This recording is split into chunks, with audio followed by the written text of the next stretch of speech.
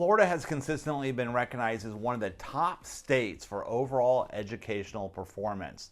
Now, you may disagree with me, but I want to share some insight on the Florida educational process.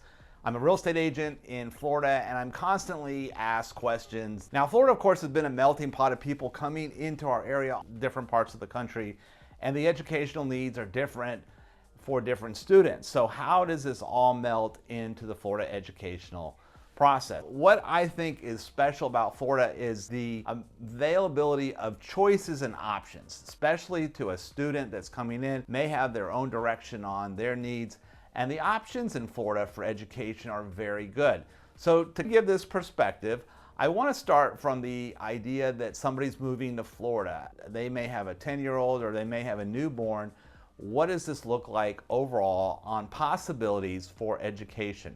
So let's start with newborn. You have a new baby and you're looking for the best education for them in the process of living in Florida. Well, there's this joke that if you want your child to be in the best school or the best daycare, you have to start early, preferably when they're a baby, and that's not a joke. That is true. I mean, a lot of times you have to play this idea of where you want your children to go, and it takes some time. It's not a matter of moving to Florida and then everything works out perfectly. And I'll give some examples of that and what are some workarounds or some best strategies when you're thinking about the best school district and how to plug into Florida. Well, you have a newborn. The first process is daycare. Now, daycare is private. In Florida, we have what is called the School Readiness Program. Now, with this is a government subsidized child care for low-income families that qualify. So this is a way to start in daycare, and we started my son out in daycare, and you know, I just find that daycare is daycare. It's not really education. It's taking care of your baby and watching them so you can work. Then we start to go from daycare to preschool. Now, this is where things change quite a bit because this was an instrumental part in my son's overall education was preschool. I know that may sound silly, but this was the foundation for him as he moved through the whole school system because preschool set him up. Preschool was good. We went to a private preschool here in Sarasota. What was fun about that was the friends that my son made at 2 years old in preschool are some of the best friends he still has today in his mid-20s. Good situation. I found that preschool set him up. It set him up socially. He adapted very well when he went into elementary school. And I didn't see the same situation when I saw other kids go from wherever they came from into the elementary school. Not everyone else adapted as well as he did. He adapted very well. Preschool in Florida, what's possible? Now in preschool is typically from the ages of 2 to 4, and the choices are Montessori, religious or non-religious. There's a lot of different choices. From preschool, we have what is known as VPK, Voluntary Pre-Kindergarten. Now this is free for all families regardless of income, and it's available for certain hours. And this is for children from the age of 4 to 5, pre-kindergarten. We start kindergarten at 5 years old. Now, this is the first year of required school. Now, this is where there's a lot of choices and options for students, mainly for parents, right, from that point. Now, this is where things get, you pay attention to strategy-wise if you're looking to be in a certain area. Now, we have public schools. Now, this is where it's interesting. Now, a lot of parents want their children to go to a certain public school. Now, the best strategy is to live in that school district, because if you live in that school district, you're guaranteed to get your children in that school.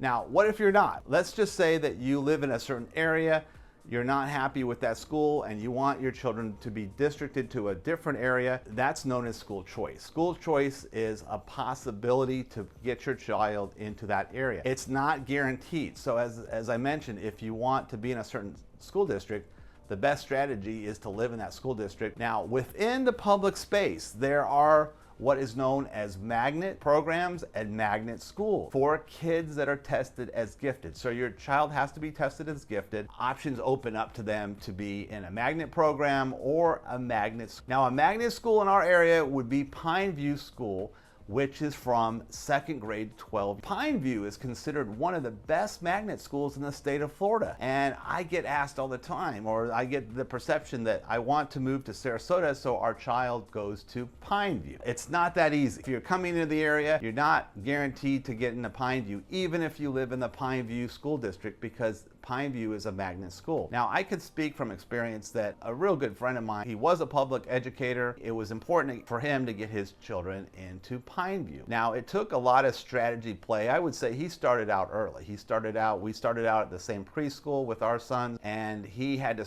choice his kids to different schools. They got tested as gifted. As his son was able to then go into Pineview, then it was easy to get his daughter in, who was younger than his son. A lot of parents in our area want their child to go to Pineview. It is a magnet school, it's a public school, it's not guaranteed to get in. Your child has to be tested as gifted, and there's a lot of parent participation that has to take place for that whole thing to work out. Now, outside of magnet schools, another option are charter schools. Charter schools are unique in that they operate under a charter, and they have more flexibility to create a custom curriculum outside the public curriculum. So you could argue that charter schools are an advanced education school that are public. How easy is it to get into a charter school? Well, the reality is it's a lottery. There's a lottery system. You have to win the lottery to get into a charter school. Charter schools are considered very... Now, outside of that, in Florida, we have private schools. The biggest one in Sarasota is ODA, Out of Door Academy. There's a campus on Siesta Key, and there's one out in Lakewood Ranch. A very desirable school. Parents pay to send their kids to that school. Within the private school space,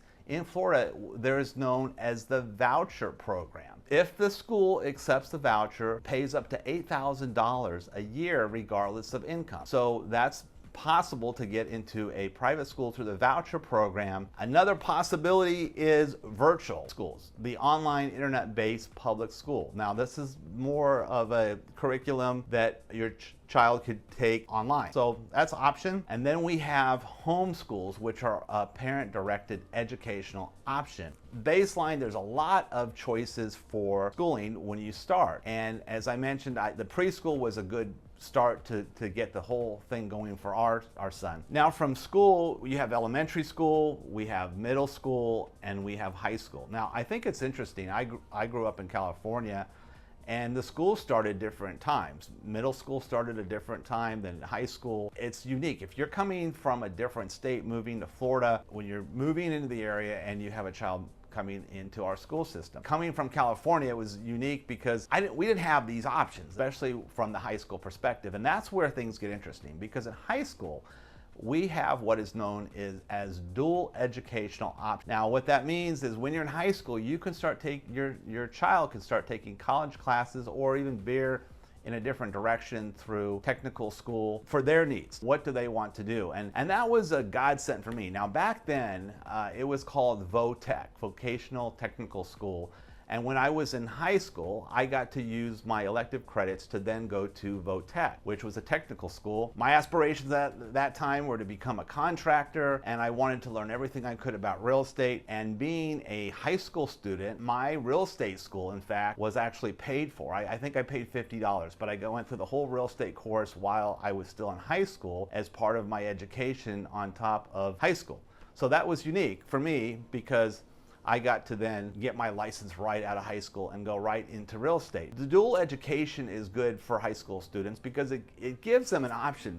You have students that say, look, college is not going to be my thing. I don't want to go to college. I'm ready to work. I want to do my own opportunity. And technical school is a good option. When I was in technical school, there was a thing called VICA, Vocational Industrial Clubs of America, and I competed in that. The motivation was good. And what I liked coming from California was there were a lot of options here in Florida. I didn't see that from a California perspective. I just saw high school, college, good luck, right? Where you come into Florida, there's a lot of choices, especially at that point when you're in high school and you're saying, I want to take this avenue, you can start college or college classes, technical colleges, while you're in high school. And then, of course, when you graduate from high school, there's the gamut of college. And of course, in Florida, we have a lot of great options there, or you could go out of state. But The foundation is what's important from an educational standpoint of living in Florida. Foundation, having been a parent of a son that went through the whole system, I would say one of the most critical aspects was starting him out in the right preschool. Because that really set the stage. He was very well socialized, he adapted well to school, he got to like school, and he plugged in very well right from school, and then that continued on. Of course, we're very active in the school with scouts and kept him involved with things that interested him in his journey. From a personal standpoint, I'm a big fan of the school system here in Florida. I see a lot of options, and it's not necessarily based on someone's income. If your child tests very well or they're tested as gifted, there's a lot of options here in Florida. In closing, I hope I've been helpful to you, and if I have, please hit that like button. I certainly value comments. Let me know below what I may have missed or your experience going through the Florida school system, because I find that when people watch my videos, a lot of times people watch the comments and they'll read the comments. And I hope this has been helpful to you, and I wish you well on your child's educational journey.